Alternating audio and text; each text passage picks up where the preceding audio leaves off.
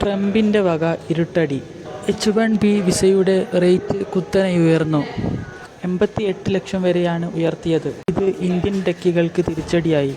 ഇന്ത്യക്കാരെ ഉൾപ്പെടെ ഞെട്ടിച്ചുകൊണ്ടായിരുന്നു അമേരിക്കയിലെ ആചാരമുള്ളവർക്ക് കൊടുക്കുന്ന H-1B വിസയ്ക്ക് വില വർദ്ധിപ്പിച്ചത്. $1 വാർഷിക ഫീസ് ഉയർത്തി ഉത്തരവിറക്കുകയായിരുന്നു ഡൊണാൾഡ് ട്രംപ് ഭരണകൂടം. എന്നാൽ ഇത് അമേരിക്കയുടെ സാങ്കേതിക വിദ്യയ്ക്ക് ഊർജം കൊള്ളുന്ന ഇന്ത്യൻ സാങ്കേതിക വിദഗ്ധരുടെ ഒഴുക്കിനെ തടസ്സപ്പെടുത്തുകയും അവരുടെ സ്വപ്നങ്ങളിൽ കരുനിഴൽ വീഴ്ത്തുകയും ചെയ്യുന്ന നീക്കമാണെന്നാണ് ഉയരുന്ന ആക്ഷേപം.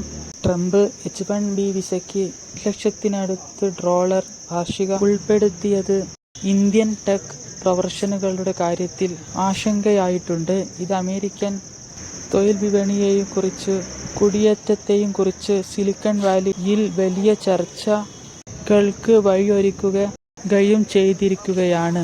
സെപ്റ്റംബർ 21 മുതൽ ഇത് പ്രാബല്യത്തിൽ വരുമെന്നാണ് വിലയിരുത്തൽ.